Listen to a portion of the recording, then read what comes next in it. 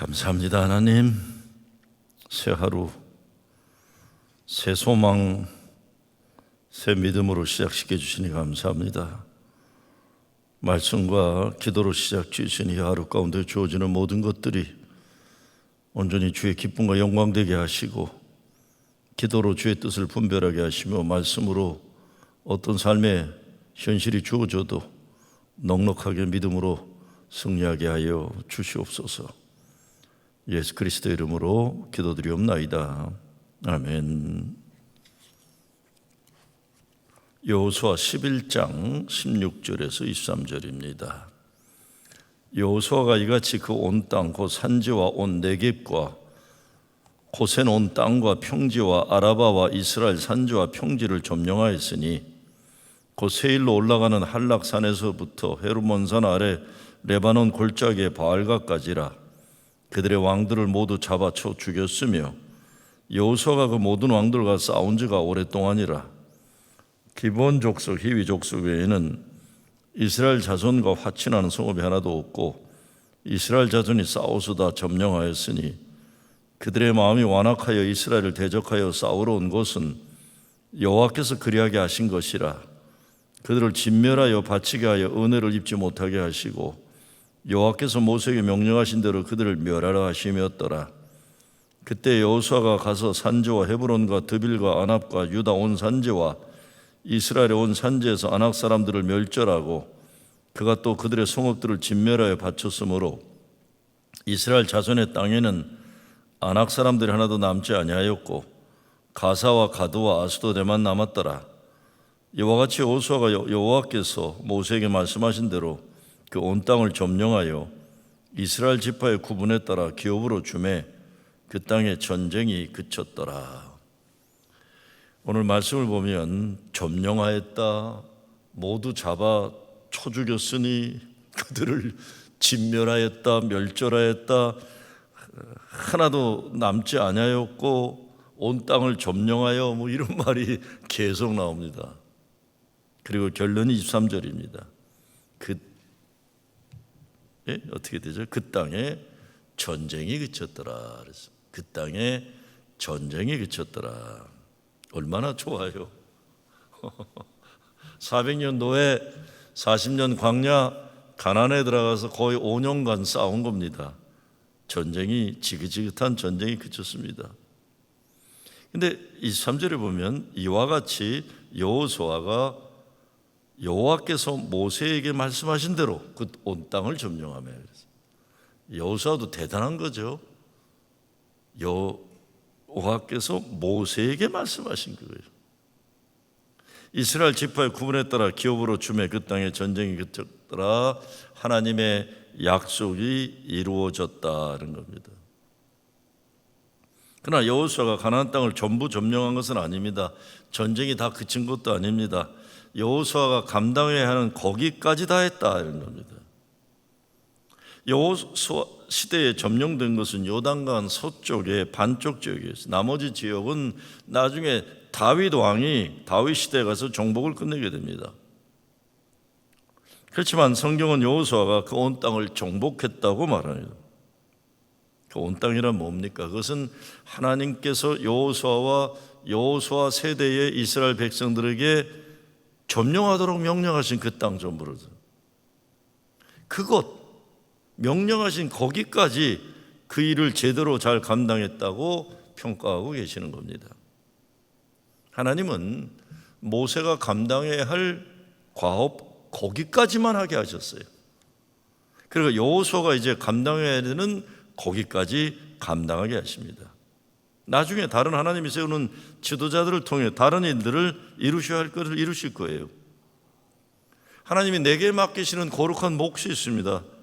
다른 사람은 다른 몫이 있는 겁니다. 그래서 밥 버포드가 The Halftime 인생 후반전 책을 쓰고 위대한 삶이란 하나님이 내게 맡기시는 거룩한 몫을 감당하는 것. 내게 맡기시는 거룩한 몫이 있는 거예요. 더도 아니요 덜도 아니요 다른 것 아니라 내게 맡기시는 그것이 위대한 삶입니다. 우리는 이것을 소명이라고 부릅니다. 우리 각자 개인이나 교회가 특정한 시대에 어떤 역할을 해야 하는가를, 그것이 있는 거예요. 거룩한 몫이. 하나님이 우리에게 맡기신 소명이 있는 거죠. 싸워 이겨야 하는 거룩한 싸움에 있는 겁니다. 우리도. 오늘 23절 말씀이 그것이에요. 이와 같이 여호수아가 여호와께서 모세에게 말씀하시되 온 땅을 점령하여 이스라엘 지파의 구분에 따라 기업으로 주매 그 땅에 전쟁이 그쳤더라. 먼저 소명에는 하나님의 부름이 있습니다. 부름받은 현장이 있습니다. 모세에게는 400여 년 에집트 노예 히브리 민족의 고통이 있었어요. 부름은 이들을 해방하는 것입니다. 출애굽이죠. 모세의 소명은 여기까지입니다. 여호수아의 소명은 가나안 땅 정복입니다. 각 세대에는 하나님께서 각 세대에 맡기신 소명이 있게 마련입니다. 그리고 개인에게는 그 사람에게 맡기신 역할이 있어요. 우리 각자에게도 가정에도 교회에도 출애굽의 과제가 있고 가나안 정복의 소명이 있습니다. 하나님이 부르셨으면 하나님이 힘주시고 하나님 명령 따라 순종해서 우리는 승리할 것입니다. 오늘 본문도 우리도 여호수아와 이스라엘 백성들처럼 오늘 우리 삶의 자리에서 영적인 전투를 벌이며 우리 삶의 자리를 약속의 땅으로 만들어가는 내용이에요. 영적 전쟁의 비결을 오늘 말씀에서 우리도 배워야 할 것입니다. 무엇보다 오래 걸렸어요. 한 세대가 끝나고 새 세대에 이르러 이루어진 겁니다.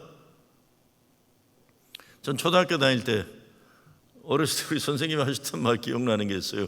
독일 사람들의 근면에 대해서, 인내에 대해서 얘기하면서 전 그게 뭐 몇 년 전입니까? 벌써 뭐 한 55년 전 뭐 이런 때예요. 제 초등학교 다닐 때 독일 사람들은 할아버지 세대 땅을 파고 기초 파운데이션을 하고 아버지 세대에 거기에 골조를 세우면 자식의 세대에 가서 집을 완성한다.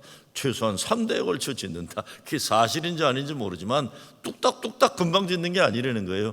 미래를 내다보면서 바닥부터 다 찾아나간다. 네덜란드 어느 소년의 이야기도 기억나요. 저수지 댐에 구멍이 났는데 소년이 구멍을 자기 손으로 막아서 동네 사람들을 구했다 이런 겁니다. 어린 소년이지만 희생을 통해서 나라를 구하고 민족을 구한다. 이런 영적인 이야기도 우리는 듣고 자라났습니다. 오늘 얘기는 오랜 세월이 걸렸다 얘기입니다. 어떤 때 보면 사람들이 묘기 색출 뭐 그런 거 원합니다. 깜짝 쇼 뭐 이런 걸 원해요. 한 번에 대박 터지고 뭐 신앙도 뭔가 대단한 영적인 결과를 얻고 싶어요. 그러나 영적 전쟁이 그런 것 아닙니다. 우리가 조급해하면 안 되죠. 약속 붙잡고 기다리고 순종하고 넘어지면 다시 일어나고 또 다시 일어나고 또 일어나는 거예요. 분명한 것은 여호수아가 치르는 어떤 전쟁도 하나님께 순종할 때만 승리했다는 것입니다. 그래서 하나님은 이것은 나의 싸움이다라고 했어요. 전쟁의 규모나 군사력에 유리하고 불리하는 게 아무 관계가 없었어요. 오늘 23절 전쟁 승리와 전쟁이 끝난 것은 전쟁을 치르는 일 자체가 아니라 하나님의 뜻에 순종했다는 것, 모세에게 명하신 일을 여호수아가 끝을 내는 거예요. 그리고 헌신했다. 하나님 앞에서 우리의 삶과 신앙도 마찬가지입니다. 우리 인생에는 믿음으로 순종해서 정복해야 할 수많은 가나안 족속들이 있습니다. 이 가나안 족속들은 아직도 하나님의 뜻을 가로막고 반역하고 고욕하고 우리 삶의 인격이고 우리 삶의 가치관이고 우리 교회의 문화고 우리 교회의 흐름일 수도 있는 거예요. 우리는 그 모든 가나안 족속들과 싸워서 이겨야만 하는 거죠. 하나님 약속의 땅으로 차지해야 되는 겁니다. 그래야 온 땅을 차지하는 복되고 영광스러운 날이 우리에게 주어질 수 있는 것이죠. 이것 때문에 우리가 싸워야 할 우리 믿음의 싸움도 이스라엘 백성들이 가나안 땅에서 치렀던 전쟁처럼 오랜 시간이 걸릴 수 있습니다. 길고 지루해도 약속 붙들고 끝까지 싸워내는 믿음의 인내, 이것이 중요한 것이죠. 또한 여호수아가 기브온 족속 이외에는 어떤 민족과도 화친하지 않았어요. 그래서 나머지 모든 것을 정복할 수 있었다. 다시는 속지 않았다는 겁니다. 하나님께 여쭙지 않아가지고 사람들의 말에 빠져가지고 낭패를 당하고 속임을 당하고 이제는 안 했다는 겁니다. 하나님께 여쭤보고 하나님 뜻을 따라서 판단하는, 그래서 믿음의 승리가 가능했다. 우리들에게 나름대로 실수하고 실패하는 부분들이 다 있습니다. 사람도 있고 교회도 있고 가정도 다 있어요. 패턴이 있고 문화가 있고 가치관이 있어요. 실수와 실패예요. 이 문제 하나님께 기도해야 됩니다. 다시 실패하지 않도록 해야 하는 거죠. 교회도 반복되는 문제들이 있습니다. 그거 깨야 돼요. 그런 교회를 어지럽히고 교회를 무너뜨리려고 하는 그 잘못된 가치관들, 문화들, 이거 그냥 놔두면 계속해서 교회는 망가지는 겁니다. 우리가 하나님의 약속의 땅에 들어가 점령하고 차지하고 전쟁을 그치려면 여호와께서 모세에게 약속하신 그 말씀을 여호수아가 지켜내죠. 20절에 보면 그들의 마음이 완약하여 이스라엘을 대적하여 싸우러 온 것은 여호와께서 그리 하신 것이라. 그들을 진멸하여 바치게 하여 은혜를 입지 못하게 하시고 그들을 멸하라 하심이었더라. 하나님의 역사를 반역하는 자들의 문제는 하나님의 은혜를 베푸실 때 이 기회를 회개의 기회로 삼지 못하고 더 마음이 완악해지는 겁니다. 그래서 멸망하죠. 완악해져서 가나안 족속들이 연합군을 만들어 이스라엘과 싸우겠다고 세를 규합해서 쳐들어와서 그것 때문에 다 멸망하고 마는 겁니다. 바울이 고린도 교회에 은혜를 헛되이 받지 말라는 말을 했어요. 이사야는 보라 지금은 은혜 받을 만한 때요, 보라 지금은 구원의 날이라 선포합니다. 은혜, 하나님은 우리에게 계속해서 은혜 받을 기회를 주시고 또 은혜를 주십니다. 그렇지만 그 기회와 은혜를 우리가 무시하고 무관심하다, 망하는 거예요. 은혜의 때가 있는데 때를 놓치는 겁니다. 개인도 가정도 교회도 나아가서 교단과 나라와 민족도 하나님 주시는 은혜의 때를 놓쳐서는 안 되는 겁니다. 때로 은혜는 여리고성이나 아이성 전투와 같이 앞에 놓인 장애물로 고난과 고통의 현실로 주어주기도 합니다. 그 안에 하나님의 은혜가 담겨 있는 것이죠. 마음이 완악해지지 않도록 해야 됩니다. 전 요즘 교단 분리 문제 때문에 인생이 참 피곤합니다. 나는 왜 이렇게 피곤하게 살아야 되나 하는 생각이 들 때가 있어요. 뭐 그냥 별짓들 다 해요. 사방팔방에서 별짓들 다 해요. 어떤 때는 뭐야 이거 이럴 정도로 정말 어이가 없어요. 설교 내용 가지고 글 하나 어디 가서 정보 기관들도 아닌데 그런 짓들 하고 나한테 물어보지도 않고 함부로 판단하고. 근데 이런 와중에서 보면 젊은 목사들이 참 힘들어해요. 왜냐하면 젊은 목사들, 미국 교회 가 있는 목사들, 좀 막 목회 시작한 목사들, 미국 교회인데 어떻게 교단을 나오고 이런 걸 어떻게 하겠어요. 그런데 아니 이민교회들이 어머니 같은 아버지 같은 이민교회들이 교단을 분리한다는 얘기 들으면 젊은 목사들이 막 당황하고 어쩔 줄 몰라는 거예요. 얼마 전에 젊은 목회자들이 찾아와서 이렇게 질문합니다. 목사님, 우리는 어떻게 해야 해요? 그래요. 지금이 좋은 때다. 눈 크게 뜨고 배워라.